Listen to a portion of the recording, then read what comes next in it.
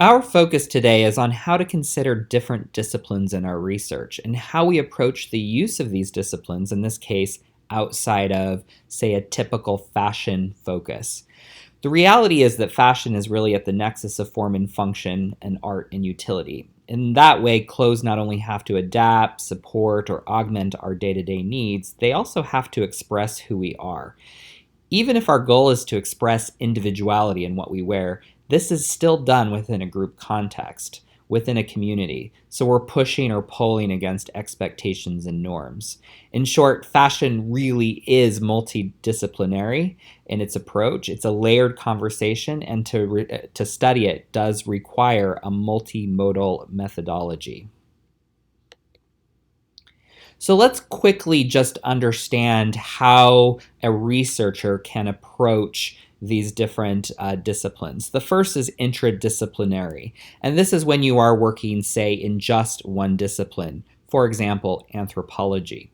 As I've already pointed out, studying fashion is probably difficult at best if we're only looking at it for fashion's sake. It is so much more layered than that. So that for most of you in your research, this type of approach wouldn't work.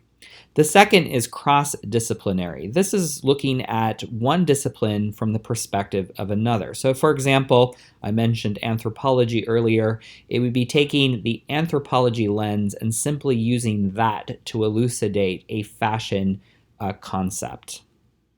The next is multidisciplinary. This is when people from different disciplines are working together, and they're each drawing on their own expert knowledge. So for example, this is putting an anthropologist, a geologist, an archaeologist, and a fashion study person all in the same room. The idea being that they're all bringing their expertise, and out of a conversation might emerge interesting or different perspectives. The next is interdisciplinary, and this is the idea of integrating knowledge and methods from different disciplines, and then really thinking about how to synthesize all of these approaches. And this is really interesting, especially in the research that you'll be doing, because the possibility here is that you might take a qualitative research method, for example, ethnography, and you might be able to use that approach in a fashion context. And so in that way, you can kind of synthesize new information. And we'll talk a little bit about more what an ethnographic approach is. The last is transdisciplinary. This is when you're creating a unity of intellectual frameworks beyond the disciplinary perspectives. And this is when you're sort of taking a whole bunch of ideas and almost coming up with a whole new sort of approach completely that might become in its own way its own discipline. This happens, as an example, when you combine science, technology, and sociology, which is a very typical study because what we're looking at there is how society uses technology, that it comes from science, and how those three things sort of relate. And so it becomes its own discipline altogether. One of the key things, especially when it comes to fashion, is understanding that everything is indeed connected. And my point in terms of this graphic is just to show how cross-collaborative the research process in fashion can be. We're going to actually take a look at each of these different pieces together. And I would like to give you some examples of each of these and how they relate back to fashion. My hope is that you will start to see how all of these things do relate and how rich your research can be by looking at the fashion system from different different perspectives and using different methodologies. So let's take a look first at sociology. And sociology really is the study of social life. It's the study of social change, social causes, and it also looks at the consequences of human behavior over time. Sociology is very interested in demography. It looks at family issues, businesses, organizations, how they work together, how they engage, sort of what happens over time. And sociology typically relies heavily on surveys and statistics. It can be quite quantitative. So how does this relate to fashion? Well, at the core of fashion and the fashion season and the fashion collection is trend. Trend is simply a constant movement of culture and the social framework in terms of how we see each other connected and how we choose to form groups visually through clothing and how we choose to stand out of those groups visually through clothes. So, for example, you can see here in this recent Stylecaster image, ruffles. You can see a lot of ruffles in these pictures is part of a trend in 2019. And if you want to be in the in crowd, right, ruffles are the way to go. And so that's just one way of looking at it. You can go certainly deeper. What does this mean in terms of the bigger social picture, right? The cultural zeitgeist. Ruffles tend to be very connected to the idea of femininity. They have a lot of volume and shape. So we could potentially make correlations about where our society is right now in terms of gender conversation and the need to have very distinct gender expressions, perhaps as sort of a contrast to the sort of gender neutrality conversation or the gender neutral conversation. We could also look at the proportion of these garments and start to understand that there's a lot here in these clothes that you're seeing. We know that from an historical perspective that people tend to wear more and have a bigger silhouettes when they're feeling uncomfortable because clothes in fact provide a way to hide. And this kind of gets into psychology, which we'll talk about later.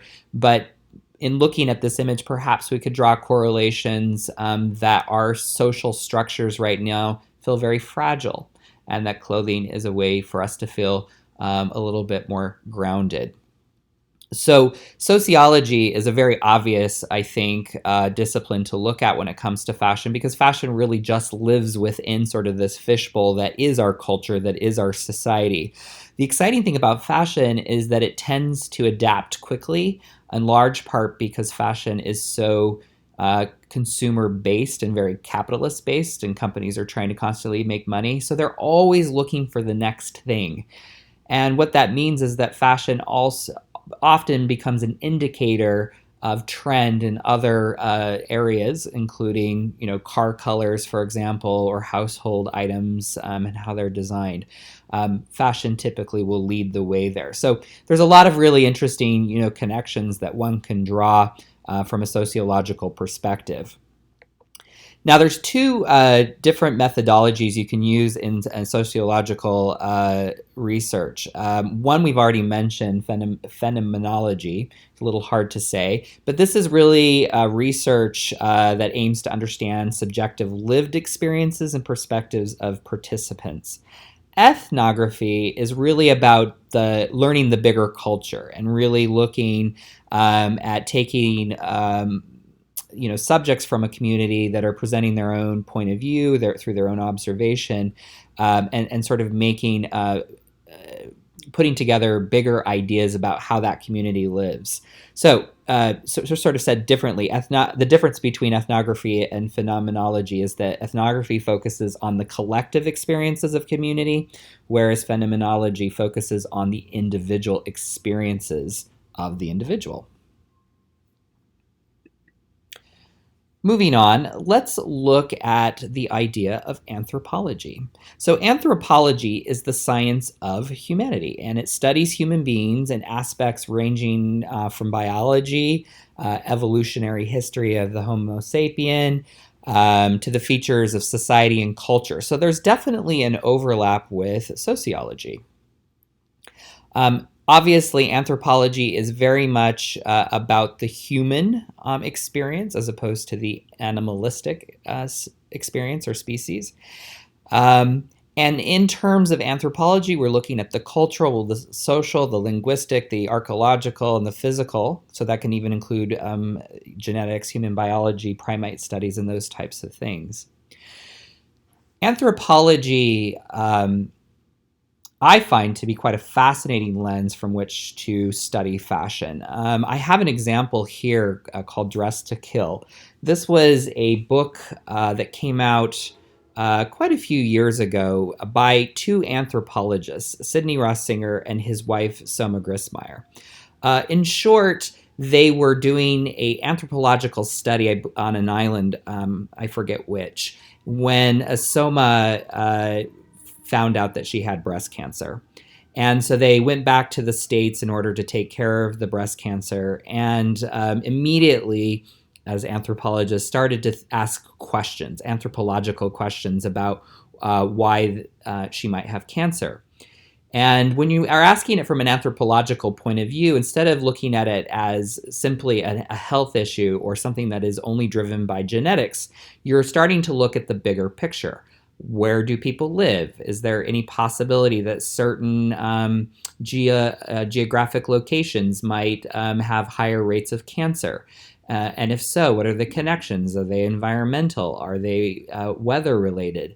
Are they work related? And so what they did is they set out to do just that, to figure out if in fact there were any sort of anthropological connections with breast cancer. And what they found was rather stunning to them, that in fact there were some really strong correlations. If you're interested, you can certainly go and check out this book. I recommend it. One of the interesting things that happened when this book came out is the medical community was really upset about this, because in the supposition that perhaps there's an anthropological reason for breast cancer, it could potentially move the dollars away from breast cancer study, which is a very lucrative business. What's more, a lot of medical doctors, didn't like the idea that perhaps this wasn't about finding a medicine to cure cancer, but perhaps this has more to do how we live. And how we engage, and that it might be as simple in this case as being very connected to the underwire bra. So again, I'll let you go back and look at this, but this is the perfect example of an anthropological study related to fashion. The next is archaeology. And archaeology is the study of the ancient and recent human past through material remains. So this could be through, buildings that have been left over, through skeletal remains, through remains of textiles, although this is very unusual. Textiles have to have to be in the perfect conditions to survive. But when we do find these things, and especially in Egypt, right, finding the coffins of the pharaohs, were given a very rich detail how people wore clothes, the colors that they wore, how they were sewn, crafted, created. And this can be a very interesting and useful way of understanding fashion. Now, I will say that we don't necessarily always know the context. An interesting development that's happened in the last few months is they found the two skeletons in Pompeii, and just recently found out that they were two men, and they were holding hands, it seemed, and they were intertwined. And so the current thought is that they might have been two gay lovers. And of course, rage ensues and people are upset about this. But nonetheless, we might not never know, because, if they were in fact lovers, we can only, contextualize with the information that we have. I'm showing here a picture of a bra that was found also fairly recently, and this was a big surprise because, again, textiles don't typically last. But this has been determined to be about 600 years old. And what it does is it suggests that women have been wearing bra-type structures, right, for longer than we originally thought. The modern idea of the bra, the brassiere, really comes around the 1920s and has a lot to do with shape, the ideal shape, or creating shape within of a woman's body, typically from a male gaze. And, and that's sort of in tension with the idea that the bra is meant to be more of a medical or a utilitarian feature that's meant to support the bust. So This doesn't necessarily answer those questions. If anything, it potentially shows that these types of items have been worn longer than we thought, and it gives a little bit more pause to the researcher of making conclusions based on the idea, for example, that the bra has only been around for 100 years. Next, let's take a look at geography. Geography is the study of the physical features of the Earth and its atmosphere. And it also looks at how human activity is affected by these, including the distribution of population, resources, land use, and industry. I'm going to include in here also sort of the environmental, studies and really understanding the environment and climate and how that has to do with fashion. Clearly, many of you are very connected to the conversation and interested in the conversation around sustainability. This is definitely related to geography. And from a fashion perspective, we do have in our industry a very complex international supply chain that has to take in context the geography. So, for example, Medellin, Colombia, is a landlocked city, but it also happens to be where a good portion of our denim and our underwear is manufactured. But it also means because it's landlocked that somehow that those products have to get from Medellin to the port, and there's an additional cost in there. So just a geographical situation that leads to a potentially higher cost in the products that they're manufacturing. Additionally, where you live in the world depends on the climate, and the climate determines what you wear.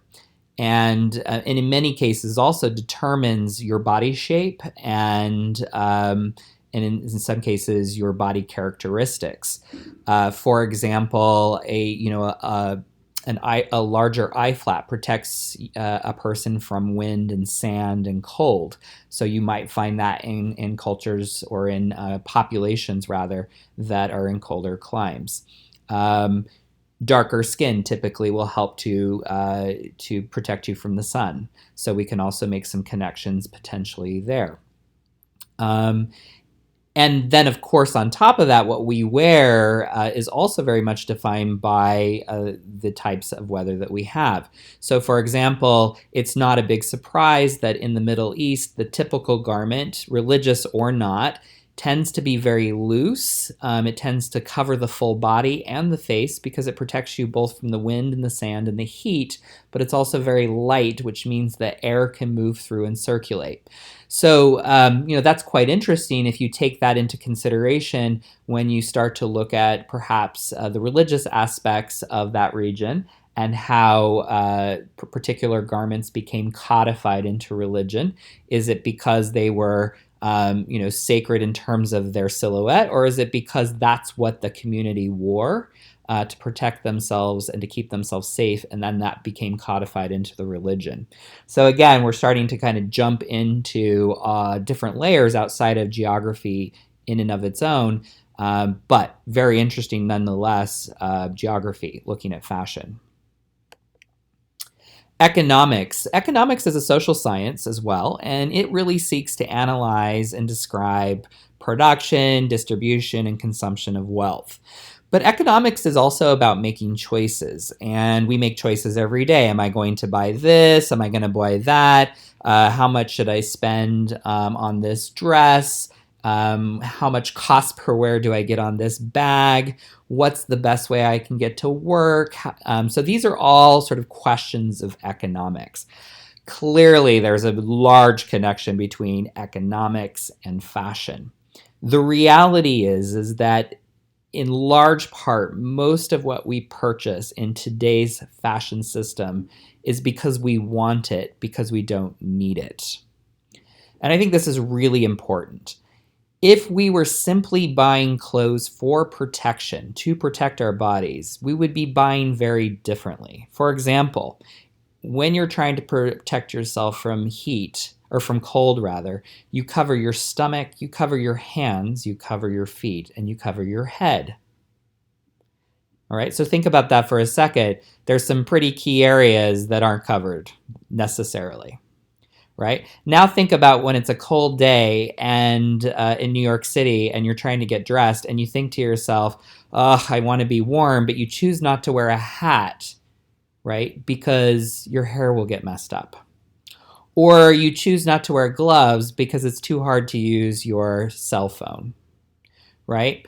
Or that jacket is warm, but it's not the warmest jacket you have, but it's way cuter than that, warm, heavy jacket that you have in your closet. So the reality is that when we go even and buy a coat, we are buying it for its utility, its ability to warm us, but we're also buying it as a fashion statement, as an individual form of expression, and also in some cases to fit into the bigger trend that's going on in coats that particular year. So at every moment in this sort of fashion decision, right, we are making economic choices. We are choosing one thing over another.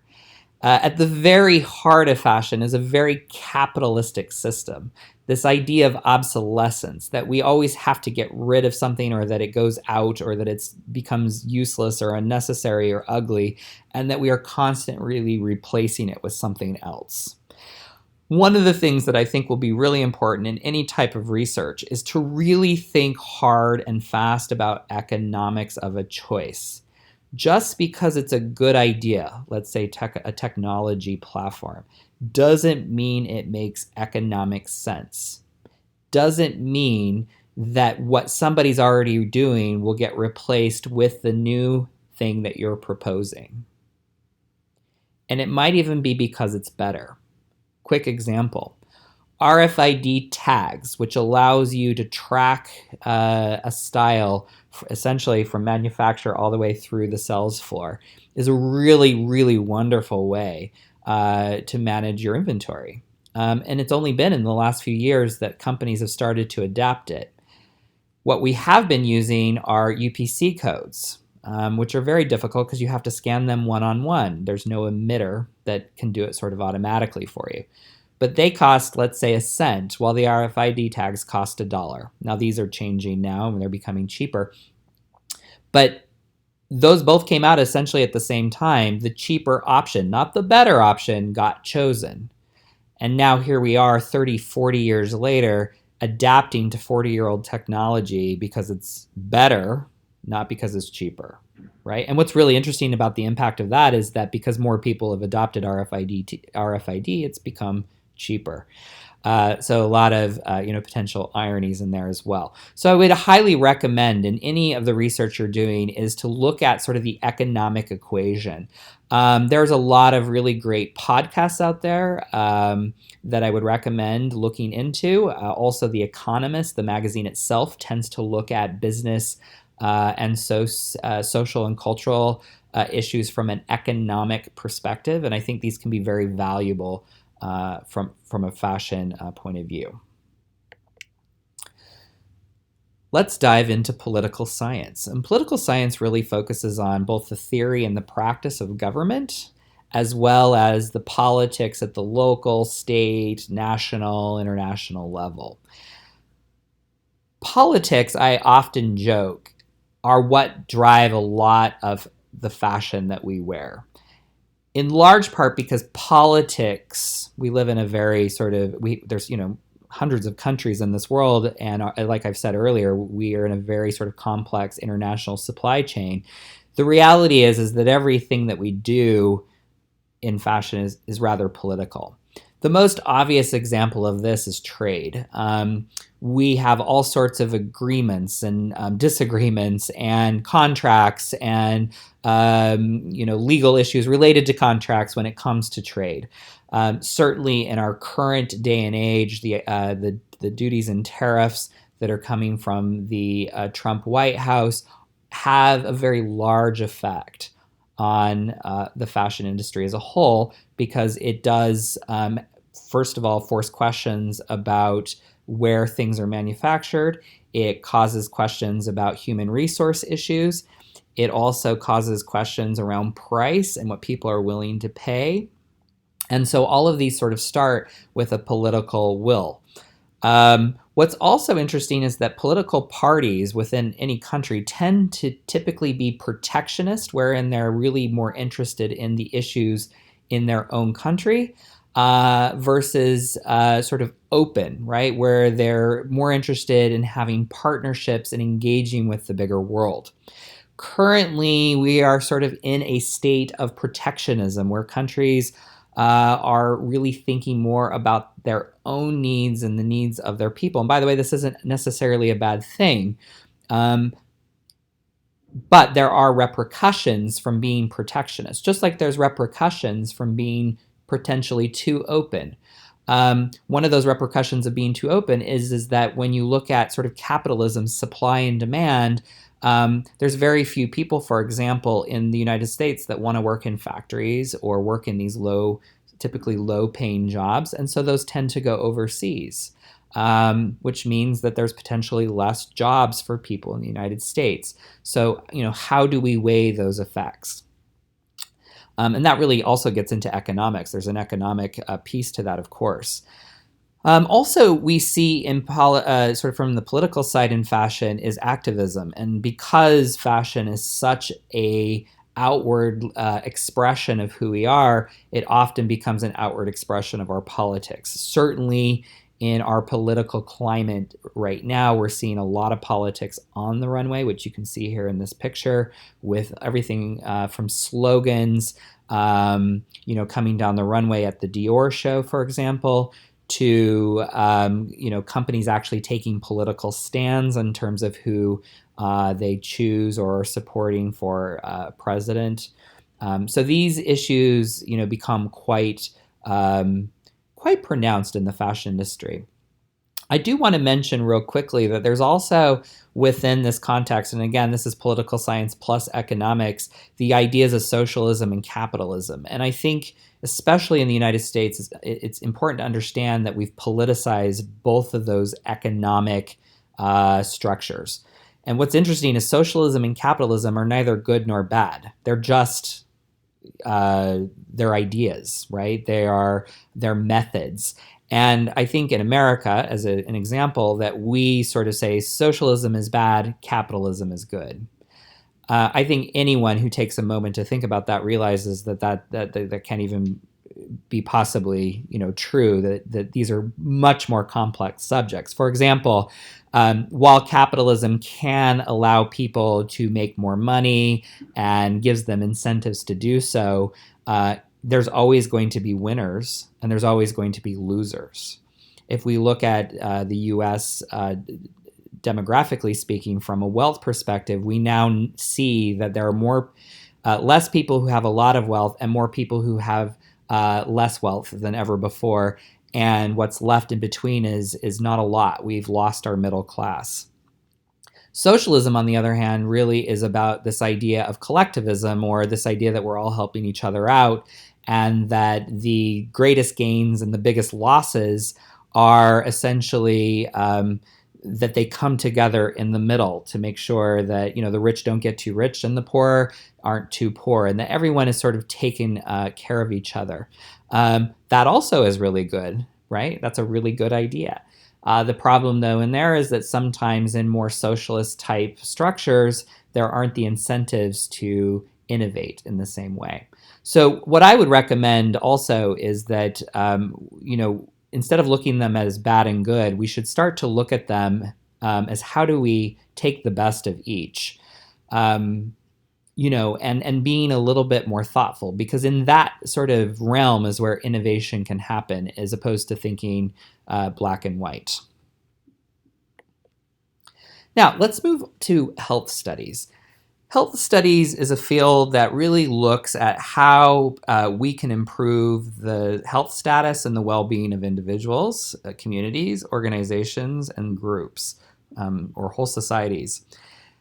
This has become a major sort of not only trend, but focus in our world today, especially in the United States. There's a real movement towards yoga and Pilates, diets, and all of these things, with the goal, of course, of being healthier and therefore happier.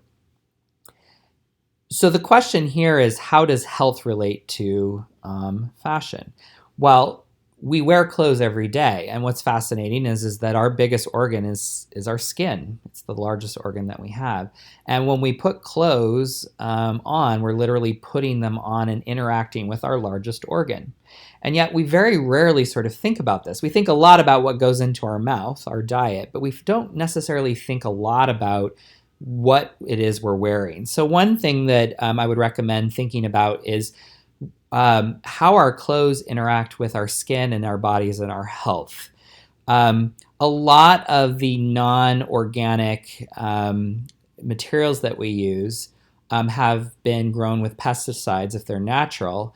And if they're man-made or manufactured, they're usually developed with petroleum, which is oil. So, in short, the reality is that the pesticides and the dyes and such in our clothes do interact with our skin, and so we need to start thinking about that a little bit differently than perhaps we have in the past. In addition to that,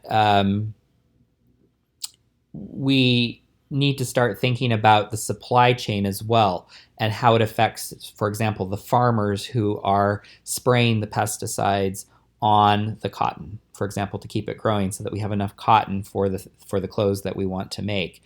So this isn't just about the clothes we're wearing, but also about the processes and the people who are part of these processes in the chain. And this really gets into sort of human labor and human resources as well, and whether or not their needs and their health needs are taken care of throughout the process. Additionally, we can look at things like the bra, which I mentioned earlier, and start to ask ourselves if this is simply a fashion item and part of a trend, or if there's really a medical purpose. Are bra companies actually thinking about breast tissue? Are they thinking about the interaction between the underwire and the lymph nodes, right? Women, if you've ever had a bruising underneath the breast, this is typically because the underwire is pushing too hard against your lymph nodes and it's creating bruising. Most people just assume that there's nothing you can do about that, but perhaps there's more to be said of this. I'm showing a picture here of a piece that was done in an MFA collection at FIT by a student of mine, Eliza Fisher, and she was really interested in how touch and weight affected people with autism, as well as forms of anxiety and attention deficit order. And her real interest was infusing sort of medical with fashion. And this is just one example of her pieces. The collection was extraordinarily beautiful and really caught people's attention. And once they then touched it and sort of felt it and put it on and were told of its health abilities, for example, typically a heavier weight will make somebody feel less out of control and more comfortable. It was sort of astounding because they weren't making that connection when they were simply looking at it on a hanger. So there are a lot of really extraordinary opportunities in this space, and I think this is just starting to emerge as a connection with the fashion world, and I think that there's a lot of potential innovation in this space. Psychology. So psychology is the scientific study of the mind and behavior. It's very multifaceted, and there's a lot of subfields in psychology, including human development, sports psychology, health psychology, clinical, social behavior, cognitive. So there's a lot of different ways. We're not going to jump into those per se.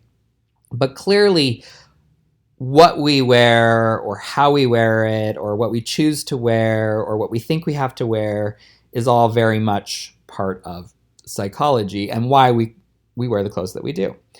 One of the things I want to point out very quickly here is that there is a difference between sort of inherent psychology when it comes to clothes versus sort of a cultural expectation. For example, color. So you're seeing here just a very basic idea of how colors, and this is very American based, kind of the feelings that color give us. So for example, red is often coordinated with power or romance. orange is, very cheery and let's take action, and blue tends to be, masculine, and white sort of easygoing and calm. And there's some psychological factors to that. And there's actually really interesting studies done about when people perceive color, or if they wear a certain color, how that makes them feel. But there's also then cultural expectations that get added on top of that. And there's also been some really interesting studies here. For example, when a doctor wears a white coat, right, we as patients trust that doctor more, right? So there's a psychological occurrence happening here that is based on cultural expectations or cultural norms. And this is where things get very interesting, especially in today's conversations about fashion, because we also start to get into the realms of gender and sexuality, and how those are teased out, parsed out from cultural expectations and norms, i.e. boys wear blue, girls wear pink, girls wear dresses, boys wear pants, into these concepts have to be sort of parsed out, and really why do we say that, and are there actual psychological connections, or are those literally just things that we've put on and then they've become sort of a part of our decision making, and again, psychological. You see how this is going. It's sort of a potential vicious circle here, but such a fascinating new realm from which to look at fashion from a psychological perspective. I'm currently working on a book with some colleagues of mine on a multidisciplinary approach where we're bringing in a social worker who is really interested in public health, with a therapist who's very interested in gender studies, and myself, who's a fashion studies. And the idea is that as we come together, we start to look at ways that clothes can be part of the therapeutic process, because it's such an external way of expression. And can clothes actually be a way of finding one's gender, finding one's sexuality, finding one's happiness, finding one's calmness?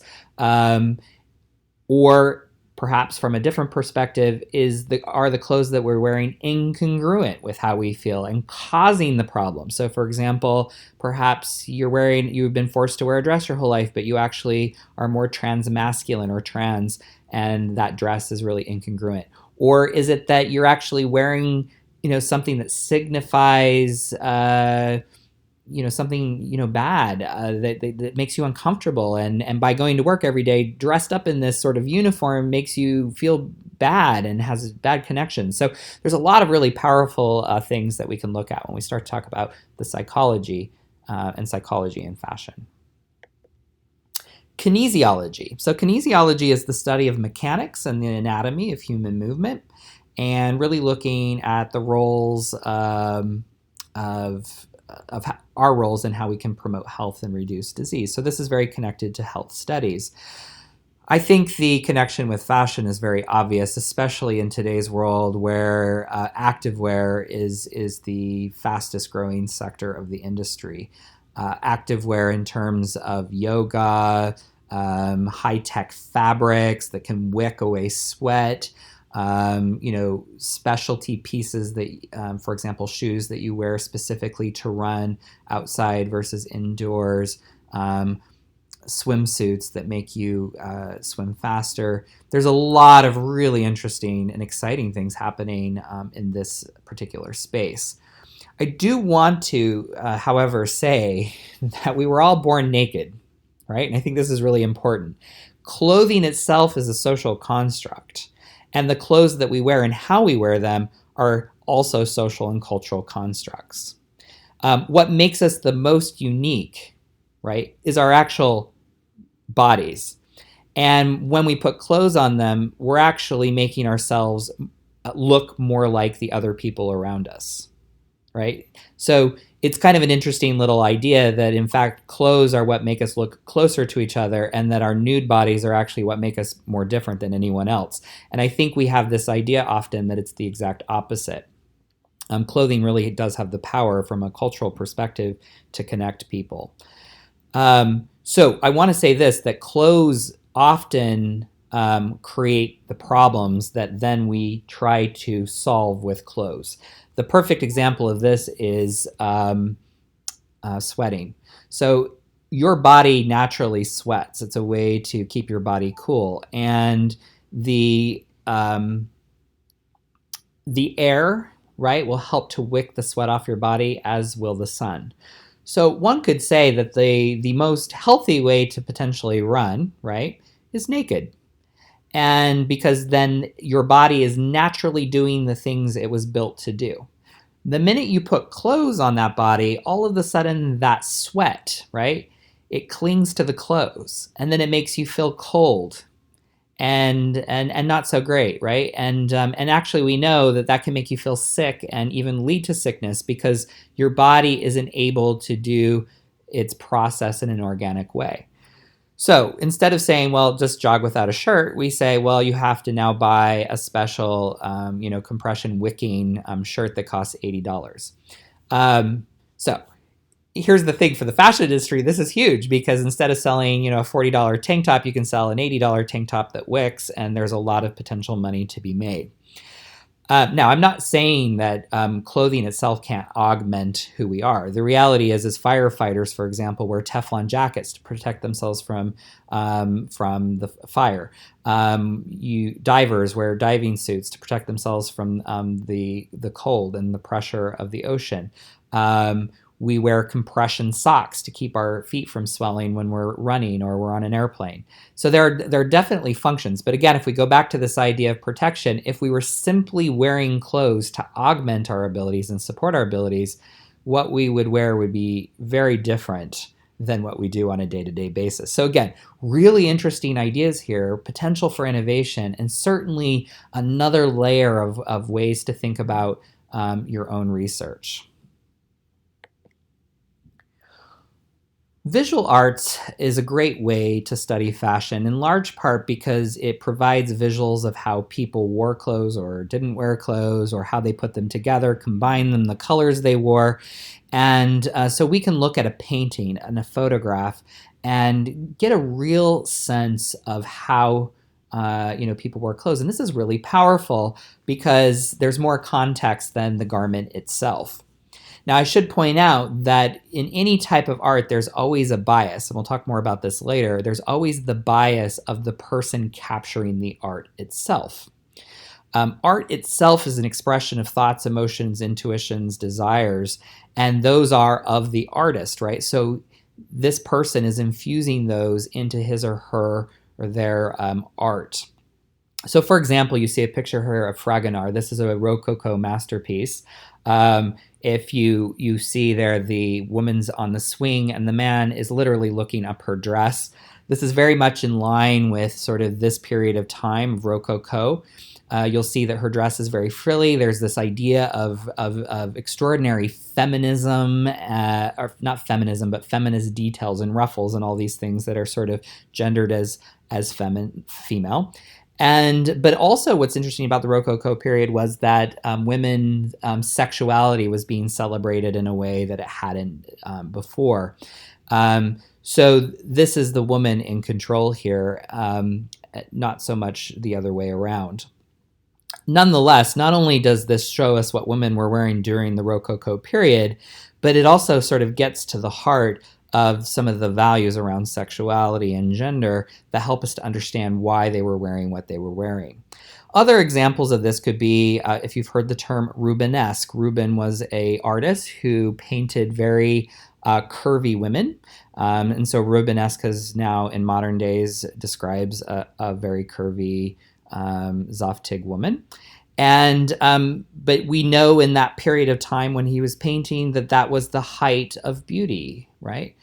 Whereas today it's all about a very healthy toned body. Back then it was all about a very curvy, fatty body. Why? Because that meant that you had money to eat and to have the pleasures of the world around you. So again, we now have some context for why they were wearing the clothes that they were.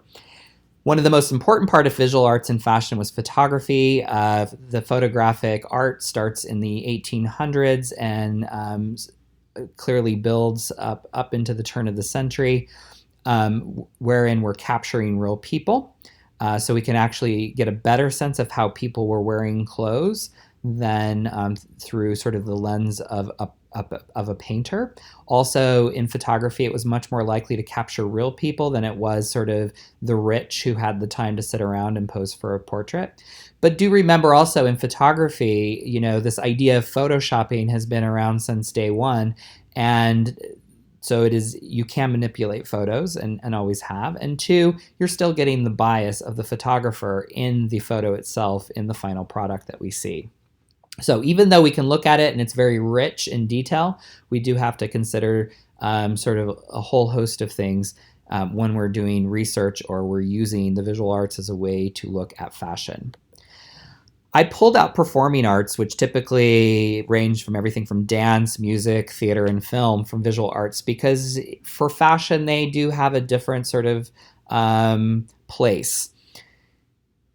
From a sort of present day focus, so for example, a movie that comes out tomorrow that we all go and see, that film is very much going to be within the cultural zeitgeist of the moment. So right now, there's a lot of superhero movies, this idea of saving the world, that the world is coming to an end, the apocalypse, and that we need to be sort of superheroes to save the universe. And you can definitely see this type of mentality in terms of design and expression on the runways. And so from a present day, if we look at fashion, if we look at music, we look at music videos, we look at what our favorite celebrities, musicians are wearing, they are part of the performing arts mentality. And that's a little bit different than art, which we typically go see at a museum and has sort of a historical aspect to it. That said, obviously, there's also a historical piece to performing arts as well. Watching a film, for example, from the 1930s can give us a lot of cues about the types of clothing people wore and how they wore them and how they moved them, which is quite a bit richer than seeing them statically in a photograph. So if you love old movies, for me, it's a lot about the clothes that they wore and just seeing them. But again, we have to understand the context because, a movie star in a movie in the 1940s was all about, hyper glamour as a contrast to the Great Depression going on. Certainly not what the average person was wearing. You can also, there's historical sort of performing arts like opera or kabuki, which I'm showing here. And this gives us sort of rich details of the past in Japan, for example, and how clothes, particularly very traditional costumes, were worn in different cultures. So really looking at historical garments. So the performing arts also, last thing I want to say about that is that if we are doing a film or a play that is historical in nature, it's often through clothing that we're able to bring the audience to the past, right? Because clothes do have such a strong connotation related to historical moments in time. Wearing lots of super saturated colors and neon colors and having feathered hair and lots of bracelets. I mean, that's very synonymous with the 80s. And so we would expect to see that in a movie that takes place in the 80s. Perfect example, as of late, was Stranger Things and their ability to kind of recreate this whole entire 80s feeling. Another way that we can look at fashion is through business. Business, and that's really the focus of our program, fashion management. Management is a part of the business discipline. And business is really an economic system where goods and services are exchanged and transacted for other goods or money. And so when we start to look at business, we're starting to look at sort of frameworks of how to create good products and services that people want to buy. How do we sell them? How do we market them? And this draws upon, obviously, many disciplines in and of itself, economics being the clear, obvious layer here. But I think it's only been in the last while that fashion itself has been looked at as a business rather than as an art. Now, there is a caveat. I think that Americans in general have always looked at fashion, clothing, apparel, however you want to call it, as a business first. Whereas I believe in places like France, it is seen more as an art or even a cultural institution. In fact, they refer to in France fashion as a métier or a craft. And that is a bit different than what we think of in America as a product. An example of this is you could have the most beautiful dress in New York as part of a collection, and if it doesn't sell, it's not going to get made. You could have a beautiful collection by, an amazing designer, but if it's not selling at retail, that brand is not going to stay afloat. Whereas in France, there would be potential efforts to try to subsidize that business and to ensure that the artist, right, the designer, can continue to create. But, all we have to do is look at what's happening in France to see a major shift happening wherein the two largest fashion companies in the world are French, LVMH and Kering Group, and they own the bulk of all luxury fashion goods and services. So we are entering a period where we now have to look at fashion as a business, where profit is the defining motive. Then within that context, we have to understand all the different levers and issues at play, including sustainability, human resources, distribution, politics, again, all the layers that we've sort of talked about. So you're going to be focusing on this a lot in your classes throughout this program. And in many of you will even choose to use your research to create a business plan. So for many of you, this lens, this discipline is going to be an important part of any research that you do, really looking at the data, the quantifiable data, maybe even perhaps looking qualitatively at business culture and why organizations succeed or fail. These are all going to be parts to your research. Earlier, I mentioned technology, and instead of looking at it sort of in a layered, multidisciplinary approach, I'm just going to look at technology itself.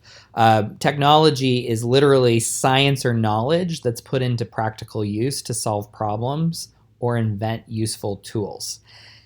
It's so easy to get stuck thinking that technology is the internet or related to digital.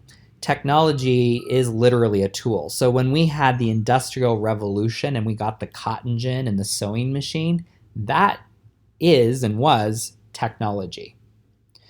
So any new thing, right, any innovative tool or way or process which we can do things better, more optimally, that is technology. And really looking at technology as a discipline, especially when it comes to fashion, I think is really key in today's day and age. Because if nothing else, technology has completely changed fashion. For example, the ability to engage, connect, speak, converse on social media as it relates to fashion changes how we see fashion, changes what we buy, changes the types of companies that become popular or famous, and gives us a much more interactive approach to fashion than ever existed before social media. E-commerce certainly has changed how we engage in fashion. Primarily, we still buy online in a store. About 80%, if not more, is still purchased in store, a brick and mortar, whereas about 12 to 15% is purchased online only. But that's only part of the story. About 60 to 70% of every purchase that we make has actually involved all sorts of different channels. In other words, we may have looked at our phone and then we looked on a computer, and we may even use Google Maps to get to the store. We tried something on and then maybe we bought it at the store, or maybe we couldn't decide, or we tried to find it cheaper elsewhere and we end up buying it on a computer. Nonetheless, you've now used a desktop, a mobile, you've maybe even shared it with a friend on social media to get their opinion. You went into a store, you probably used technology in the store. So the reality is that the layer, right, the omni-channel experience is so much more complex than did we buy it online or offline. So if anything, I would posit that e-commerce social media, digital marketing have completely changed how we engage, think, and buy fashion, even notwithstanding that we still buy most of our goods in person.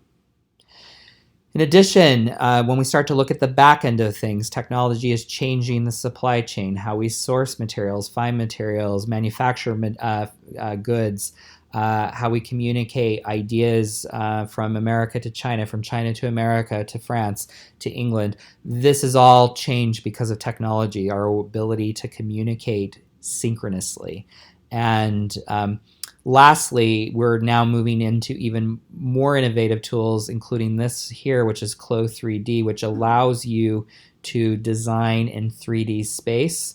What's interesting about this is you have to have very technical pattern making skills, but then you can also drape in a live 3D environment where the clothes on this person here, this avatar, are weighted exactly as they would be in real life. You can actually see the model walk, move, you can see how the wind would hit it, and you can get almost an exact replication of real life as you're designing. So this certainly has the potential to change not only the process of designing, but also the process of how we show clothes. Perhaps this becomes the new runway. What if we don't need real models because we have real looking avatars?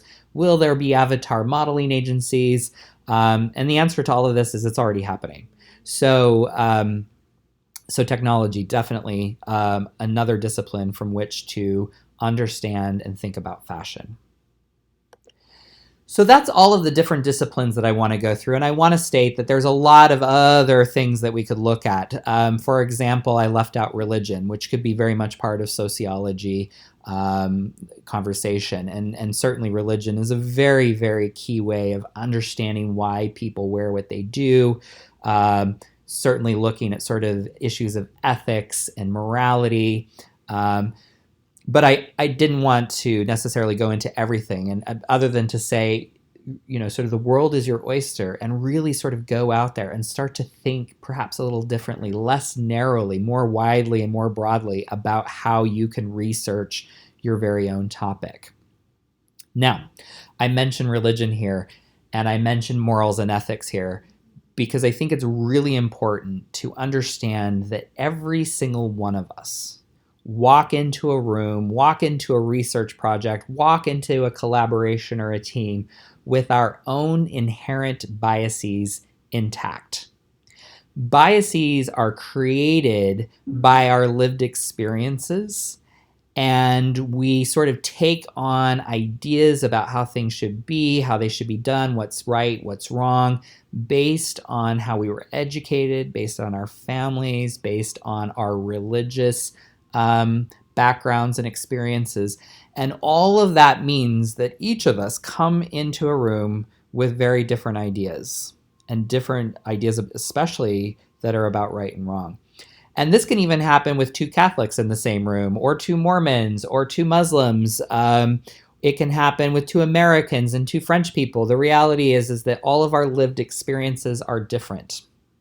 And as human beings, we sort of feel like our experience is the right experience because it's true to us.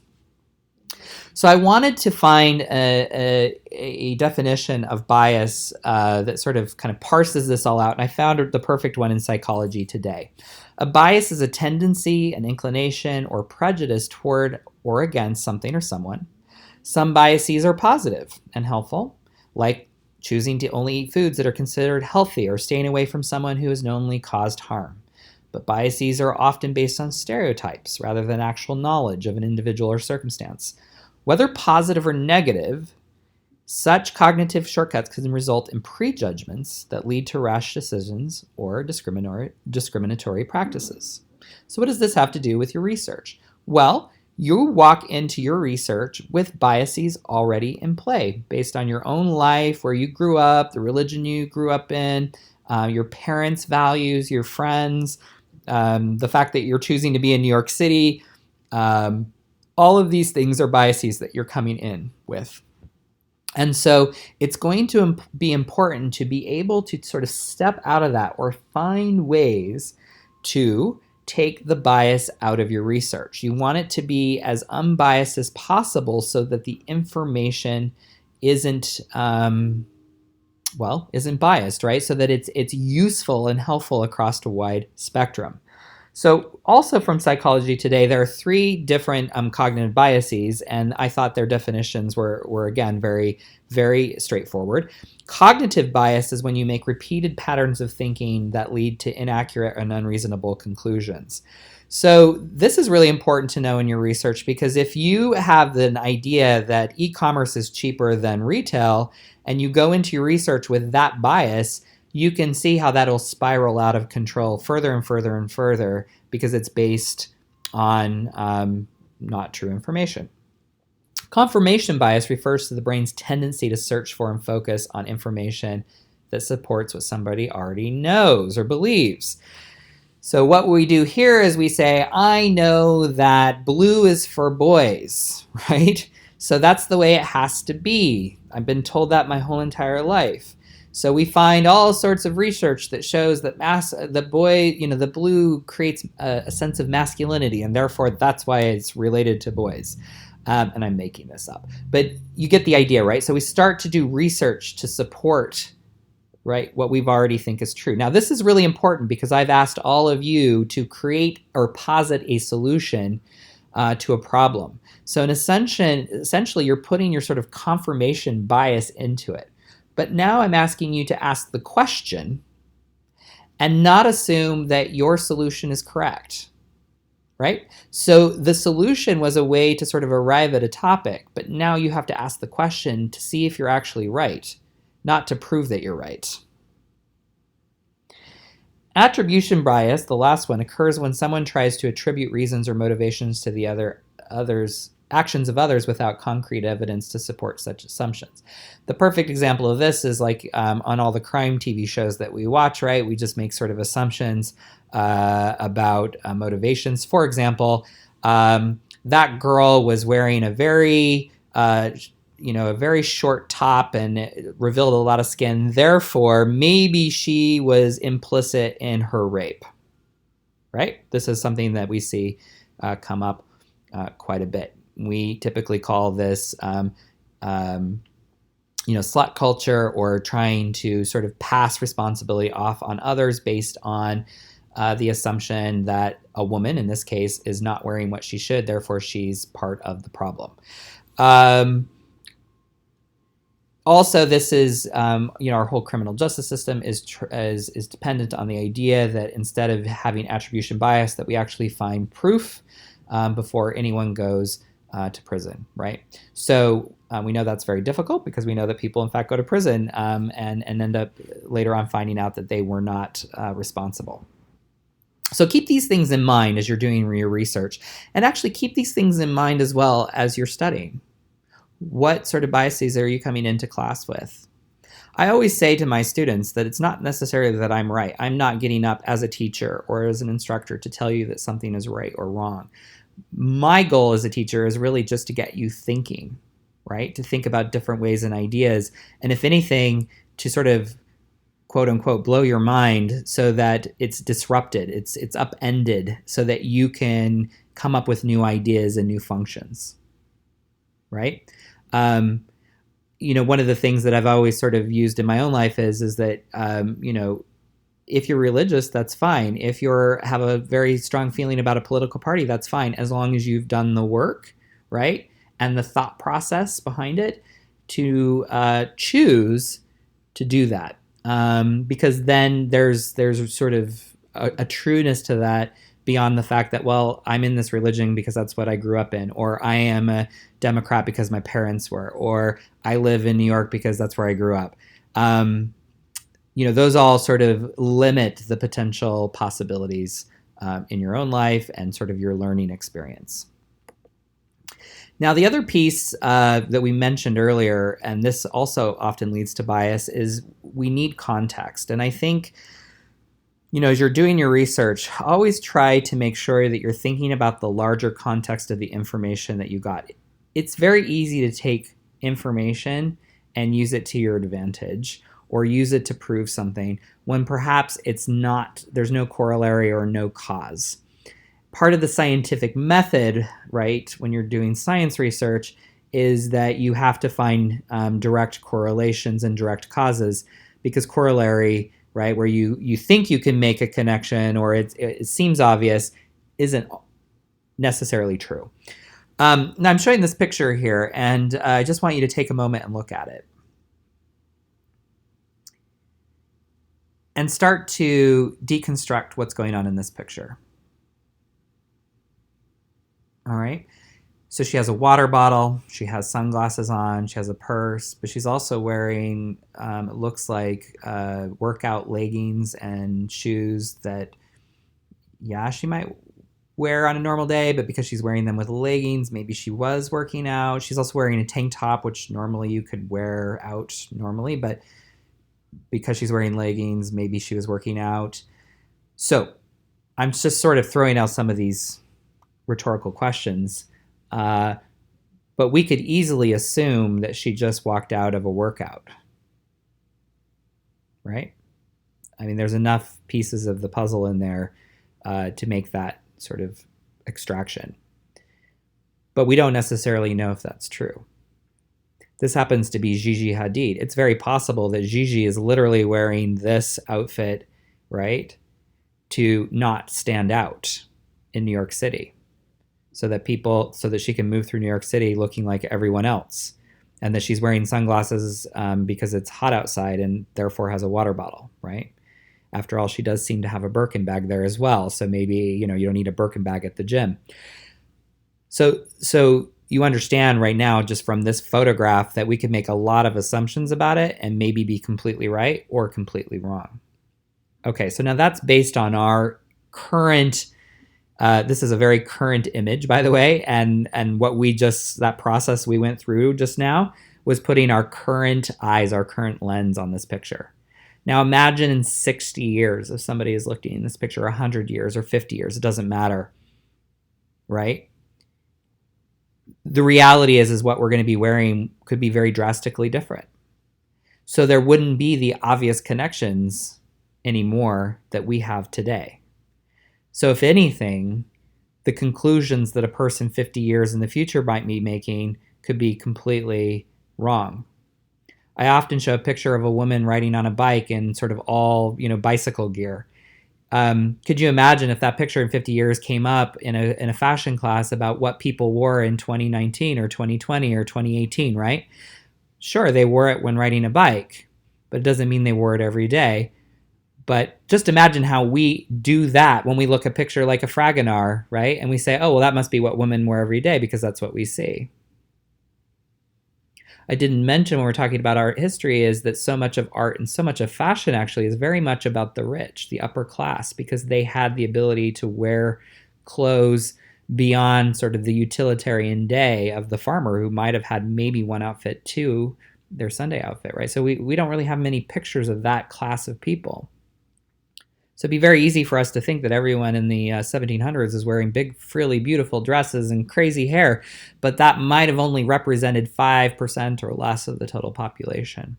So this is an exercise to understand that context is really important. So as you're doing your research, make sure you read the whole article. Make sure you look at the citations and dig a little deeper. Make sure that you understand when you're doing your own primary research, the context in which you're doing the interview, for example. Make sure that when you're using primary research, letters and such, that you know who the letters were being written to and what the context was. Was it that they were breaking up? Was it that somebody just got pushed out of a country, right? And they're feeling particularly emotional about that. Knowing the context can potentially change the outcome of the information that you have. For many of you, research is just a part of your everyday life, and it's something that you're constantly looking at, studying, and thinking. For others of you, this might come as a little bit more difficult, as something that you don't think about that much. In either case, the goal of today is to really start thinking about all the many different layered disciplines that exist out there and the methodologies of which we can look at information. And often when we do take a more disciplinary approach to, let's say, fashion, we're going to start to see where the biases are, We're going to start to find more context. We're going to start to see a richer tapestry or a richer information, richer data emerge that makes for a lot more interesting end product to any sort of research goal. So I hope this is very helpful. And it starts to get you thinking, gets your juices going in terms of how you can approach your own research.